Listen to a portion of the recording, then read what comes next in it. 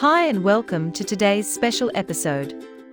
Today's content are for experienced developers, and maybe for very enthusiastic beginners as well. For today, I'll be discussing about a very special API provider that gives the opportunity for developers to add new features into their applications. And that API is known as UltraMsg. UltraMsg is a messaging provider which will allow you to add the feature of sending messages into your application. I think that is a bit broad for an explanation, so I guess visiting their website will help us enormously. Welcome to UltraMsg's homepage. In here, we can learn more about what it does and how it can help developers in improving their applications. First thing we need to learn is what this provider does, and that information is available in the page's FAQ section. Here, UltraMsg is explained profoundly.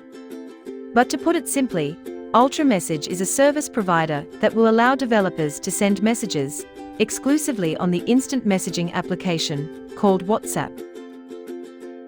Through services such as this, several features may be developed and added to one's application. Such examples are presented here on this page, so it may tickle your imagination in its usage. Features such as customer support, creating chatbots, sending multimedia messages, and even notifications will be possible through this service. And it's all prepped up and ready for use. Let's get started and see how we can use this service. To start off, we'll be creating a free trial account for this demo. Know that in creating a free trial account, the full capability of this service will be available to you for 2 days. But for an incredibly low price of $39 per month, you'll be able to continue using its services for the foreseeable future. Creating a free account is very easy. Simply provide the required information, such as your first and last name, a working number, your email, which will be your username, and finally a password. Don't forget to agree to the terms and conditions before signing up. You're free to read that, but let's be honest, you and I both know you won't even set your mouse pointer near that link. Once you have created your account, you will be instantly transferred to the dashboard. Here you will see a couple of items that you need to be familiar with. The dashboard will be the default landing page each time you log in. This page will contain general information about everything that you will be doing here in UltraMsg. The Instances section will be containing information about all of the instances that you will be creating here in UltraMsg. We'll get to that in a little while, so you can appreciate it better. The last one is the API docs. UltraMsg is more than just sending text-based and multimedia messages. It does so much more than that. And in this section, you will see all those capabilities listed down and ready to use. I'll be showing this later on, because first, we'll be trying the basic functionality of UltraMsg before anything else. In order to start using UltraMsg, we need to create instances, which will contain all of the API requests that we will be creating.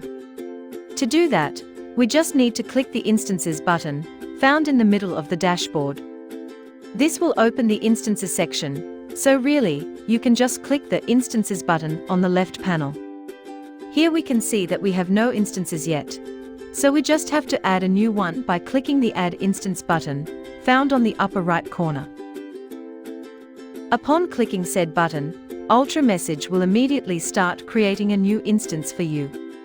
Now, all you need is patience for it to be finished.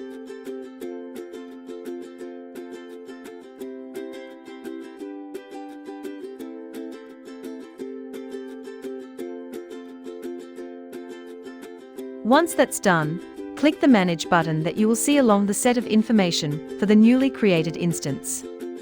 The page for that specific instance will open, and you will see a QR code that you need to scan in your WhatsApp mobile application.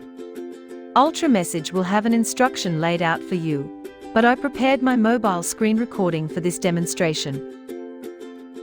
When you are done linking your device, you are now ready to create and test API requests. Let's get familiar with the interface. Here you will see the authentication status set to authenticated. Your API URL is also available. The instance ID and token ID is also displayed. These last two information will be useful later on. When we scroll down, we'll be able to see more important information. On the Send Test panel, we will see the number to which we will send the message, the priority tag, and of course the message. Now, let's try sending a message and see if our linked WhatsApp account will respond accordingly.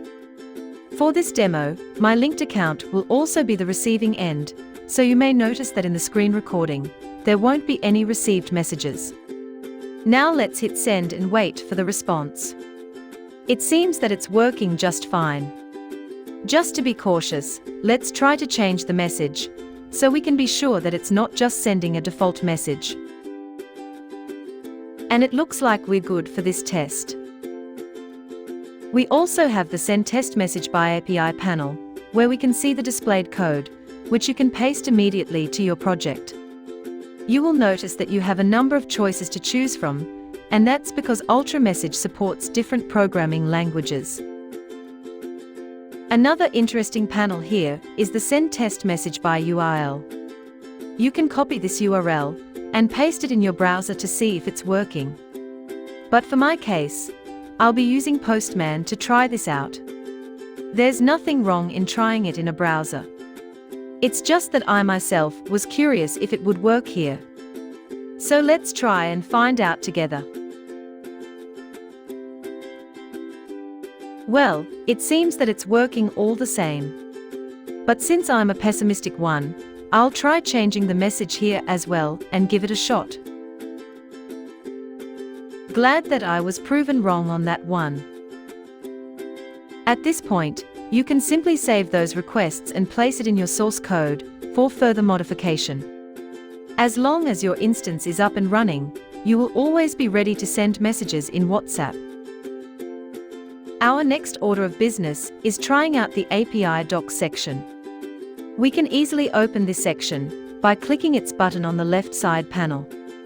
A number of post requests will then show up on the same panel. Each post request is designed to send a different kind of message. Let's try a couple so you'll manage to understand how it works. We will be copying the instance and token IDs that we discussed earlier. We will paste these information to the corresponding text boxes in the API docs section. Once we click Save, UltraMsg will update the request URLs for all of the post requests, and you can now begin sending test messages. Let's try sending an image. This one will be useful if you are sending an image-based notification. As expected, it works. Now let's try sending a document. Say you wish to send a statement of account to a client. This feature will be plenty helpful for that. And that message is sent. Down here you'll see the Response and Request tab.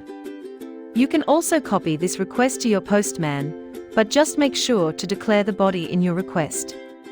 Moving on, we will now try sending an audio. Up to this point, I don't have any idea where I will use this feature for any application that I will write. But like they said, it's better to have it and not need it than to need it and not have it. Let's give it a shot. And of course, that works as well. The rest of the post requests listed on the left panel pretty works the same way as the one I showed you. Sending an address, providing a link, maybe even a contact information. These post requests will be available for usage at your beck and call. With a little ingenuity, you'll be able to create a very capable instant messaging feature for your applications. I hope you find UltraMsg a very helpful arsenal for your potential projects. This wraps up today's episode.